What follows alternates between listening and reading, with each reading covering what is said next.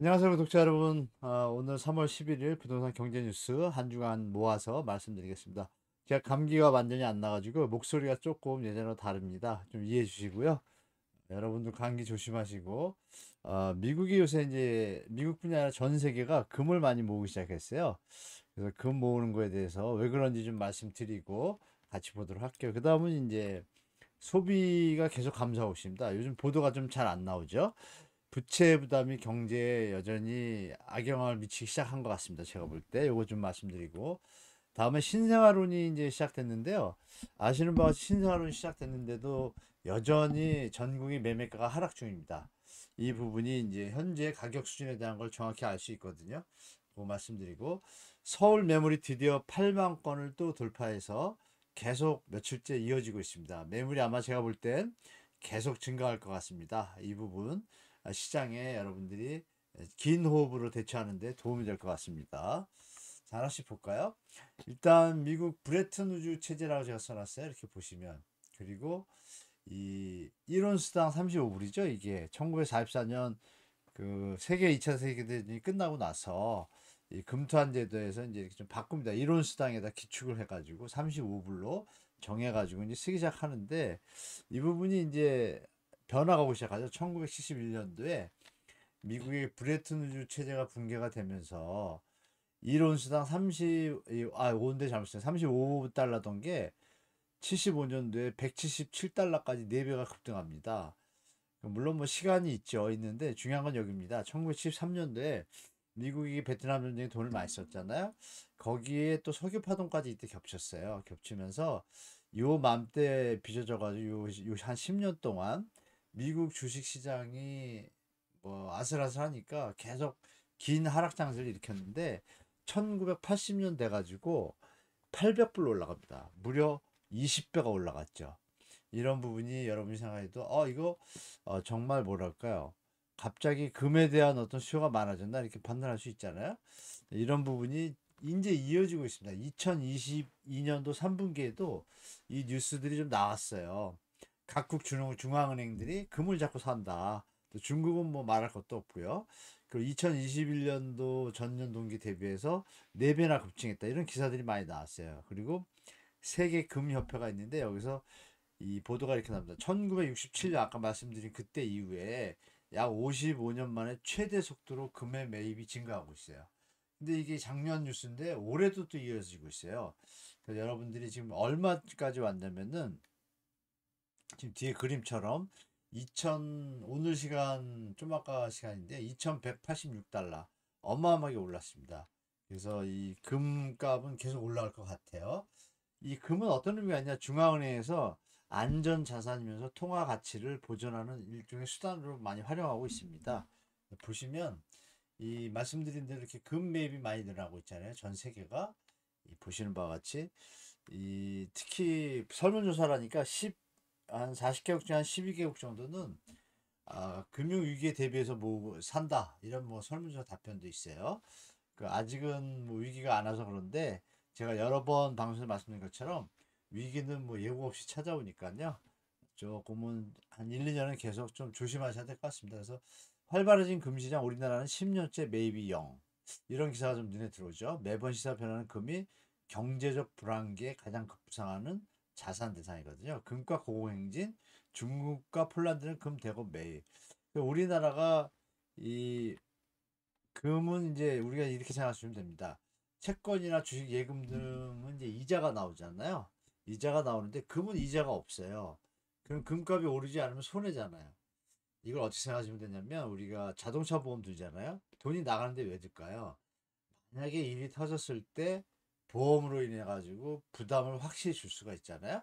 그러니까 해치 기능이 있는 거죠. 위험 분산의 해치죠. 그런 것처럼 금도 이 불황기에는 안전자산 역할을 하니까 금이 해치 기능을 합니다. 그래서 이제 금을 모으기 시작하는 거예요. 금은 이 한 세 가지 성격이 있는데 여러분 일단 안전자산이에요. 그래서 경제 위기 시에 말씀드린 대로 보험 역할을 하고 해치 기능을 해요. 이 위기가 닿으면 신흥국이나 이머징 국가에서 돈이 빠져나가잖아요. 주식하고 통화 가치가 하락합니다. 이때 원래 통화 가치가 하락하면 인플레이션 효과로 뭐 자산이 상승한다고 그러는데 그렇지가 않습니다. 그거는 정상적인 인플레이션 상황까지고 호황이 아닌 경우에 악성 인플레이션은 부의 인플레이션이라고 그러죠. 이럴 경우에는 이제 그 효과가 없습니다. 예, 그 다음에 두 번째 기능은 뭐가 있냐면요. 분산하는 효과 똑같습니다. 그러니까 중앙은행 입장에서 우리가 격언이 하나 있잖아요. 계란을 한 바구니에 담지 마라. 이런 말 많이 들으셨을 거예요. 그러면 외환 보유액의 주식, 채권, 금이 이제 기본적으로 다들 해요.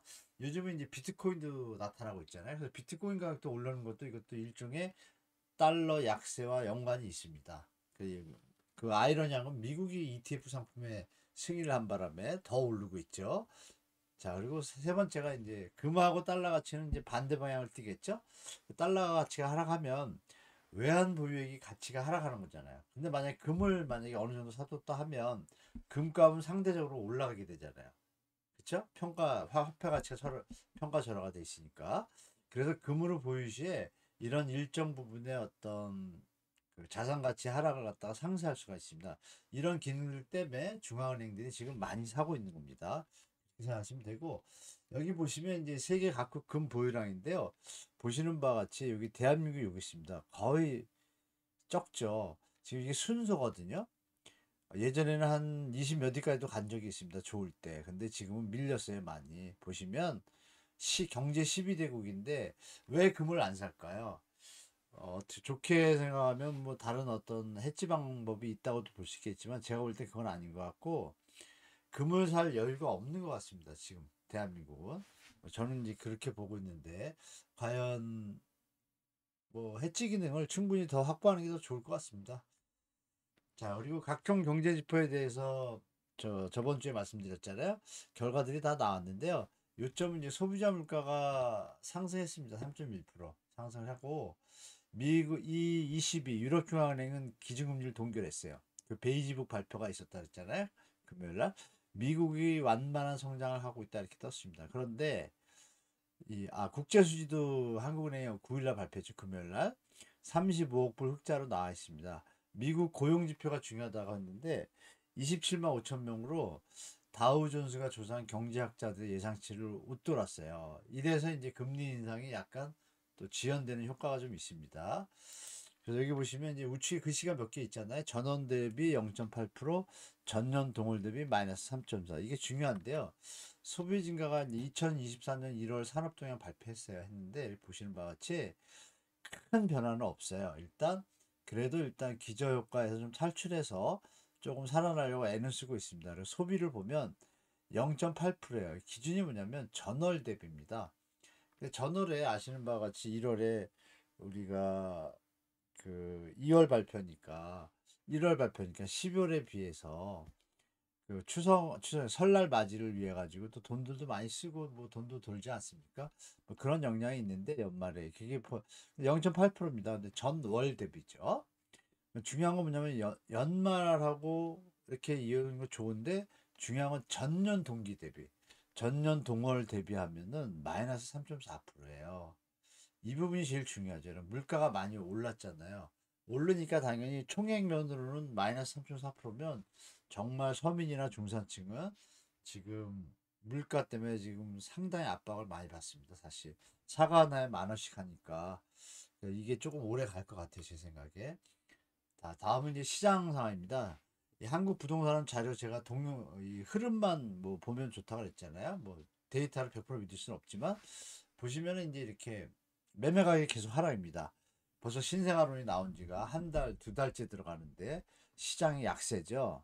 이거 왜냐면 말씀 계속 드린 것처럼 특례보금자리론 때는 최고점 대비 3, 40%까지 내려갔다가 대출 확대가 되니까 좀 따라붙을 수 있었는데 지금 벌써 8, 90%대니까 그 가격에 특례보금자리론이 아니라 신생아론을 받아도 이어서 가기가 버거운 가격입니다. 이자가 0.5 내려온다. 미국이 내린다 해도 우리가 바로 내릴 수 있는지 또 불확실하잖아요. 이런 부분들 때문에 매매 가격은 계속 약세입니다. 저는 그래도 2월, 3월 들어서 4월, 2, 3, 4월 정도 늦으면 이제 5월 정도까지 그래도 상승 좀 지수가 나올 줄 알았는데 그 힘도 없습니다. 제가 볼 때 생각보다 더 약한 것 같습니다. 그만큼 부동산 가격이 너무 비싸다는 거죠. 그리고 요즘 저희 구독자들이 조금씩 이렇게 어떤 연인지 모르지만 빠지시는데 제가 보니까 집을 사신 분들이 꽤 계신 것 같아요. 특히 수도권이나 지방에 이렇게 좀 3, 40% 하락된 곳들은 신생아론으로 활용해서 집을 사시고 나서 나가시는 분도 있는 것 같은데 축하드리고요. 축하드리고 자, 전세 가격 보겠습니다. 전세 가격은 여기 보시면 마이너스 0.2, 0.03이에요. 지방이 좀 조심하셔야 됩니다. 광역시 포함입니다. 그리고 이렇게 서울은 여전히 강세를 띠고 있어요. 이 부분이 우리가 중요한 게 뭐냐면 100% 액면으로 믿으면 안 되는 게 일단 먼저 말씀드리면 부산, 대구, 경북, 경남, 세종 좀 전세가격이 많이 내려갔어요. 입주 물량도 있고 제주는 전세 가격이 하락하고 있습니다.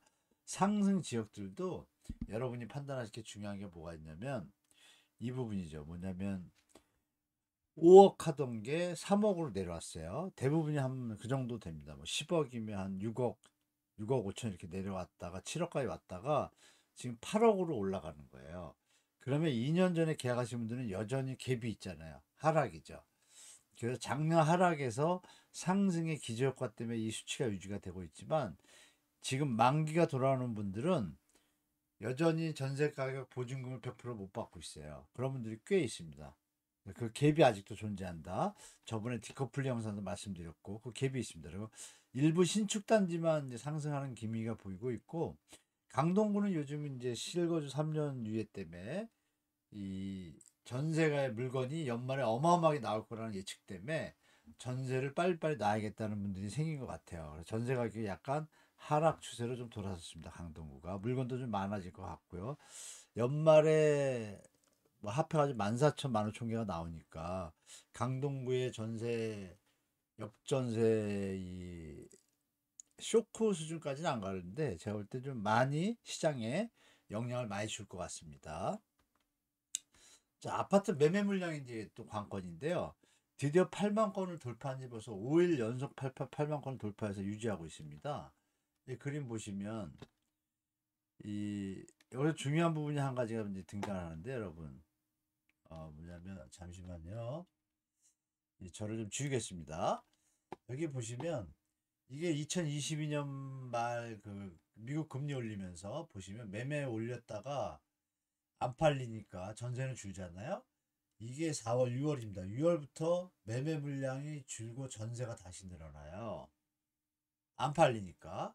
그러니까 지금의 어떤 거래량 이때의 매물 거래량이 1000, 1500, 1000 이하로도 막 떨어질 때입니다. 지금 일단 특례보금자료로 받쳐줬고 신생아로로 가고 있는데도 매물이 어때요? 엄청 늘어나서 드디어 8만 건을 넘었습니다. 이거 5일째 지금 연속인데요. 이게 더 늘어날 가능성이 지금 존재합니다. 제가 볼 때. 그렇다면 여기처럼 똑같이 전세 매물이 줄기 시작하고 벌어지면서 이때가 6월이에요. 이때부터 전세 물량 막 늘어나기 시작하면 부동산은 이제 하락입니다. 그럼 이 그림이 과연 어떻게 펼쳐질지 똑같이 일단 벌어졌죠.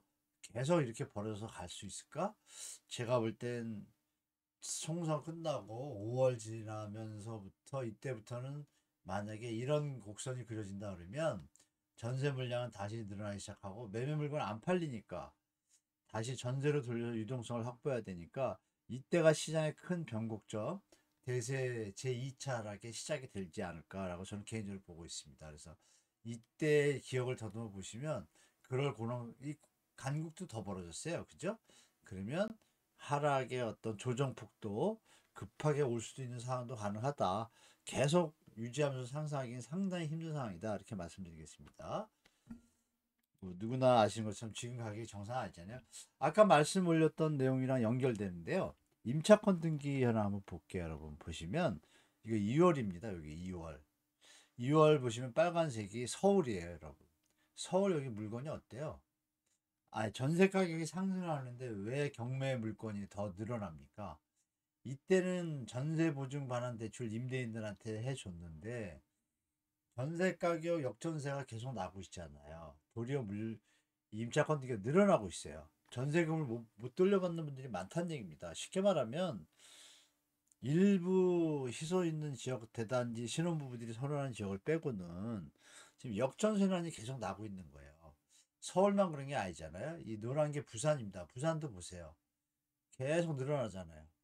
경기도만 일부 지역들이 좀 많이 내려간 지역들이 있잖아요. 중요한 건 뭐냐면 불과 그 2년 전에 비하면 지금 이 물건의 경매 들어가는 물건의 개수가 여기 200, 150, 200인데 지금 1500대면 8배, 9배가 되잖아요. 어마어마한 물건이 지금 계속 여기 이게 그리고 또 유차 경매 지표 80% 얘기 많이 드렸잖아요. 그럼 이렇게 던진 물건들이 80% 선에서 되면서 누적돼 가고 있습니다. 그럼 이게 6개월 정도 뒤부터 다시 늘어난다고 보는 것도 또 이어지잖아요. 그래서 저번 주에 말씀드렸던 기억나시죠? 그 한때 그 2010년부터 12년까지 경매 물건이 15만 건에 가까웠습니다. 그걸 기억해 보면 지금 역대 최대 11년 만에 최대 경매 물건 10만 건 돌파 나왔잖아요. 그러면 이게 아마 11만, 12만 가게 되면 그때 시장이 데자뷰로 똑같이 벌어질 가능성이 상당히 높습니다.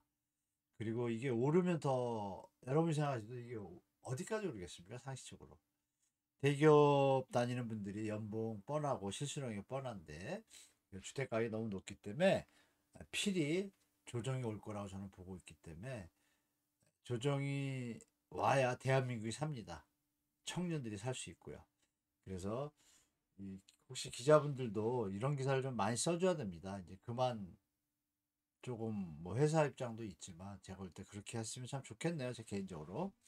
자, 그래서 제가 말씀드린 대로 제가 감기가 완전히 안 났다 그랬잖아요, 여러분. 그 날이 좀 많이 풀렸어요. 봄이니까 여러분. 그 봄에 조금 있으면 이제 꽃핍니다. 꽃피니까 여러분 화이팅 하시고 또 하반기에 아마 분명히 총선 끝나고 나면 공공분양 물량 지금 건설회사들이 도시정비 사업에 수주한 건설회사 말고는 지금 일감이 줄고 있잖아요. 그러면 정부에서 SOC 산업이라든지 어떤 건설할 수 있는 거리 이게 이제 공공이 할 일이죠. 정부가 이렇게 착공 물량이 적을 때 공공에서 택지 지금 확보돼 있잖아요.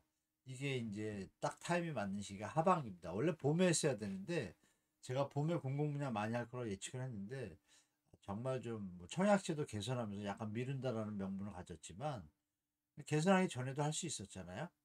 좀 의도적인 게 좀 보입니다, 여러분. 그래서 마지막 영끌 2 거기에 뭐 끌려가실 필요 없는 것 같고 일부 지역들은 많이 하락하거나 조정된 곳들이 있으니까 그런 부분들은 신생아론에 해당되시면 충분히 활용하시면 또 도움 되시니까 활용하시면 좋겠습니다. 자, 요번 한 주도 여러분 행복하고 건강하시고 좋은 시간 되시기 바라고요. 다음 영상 때 찾아뵙겠습니다. 시청해주셔서 감사합니다. 좋아요 좀 부탁드리겠습니다, 여러분.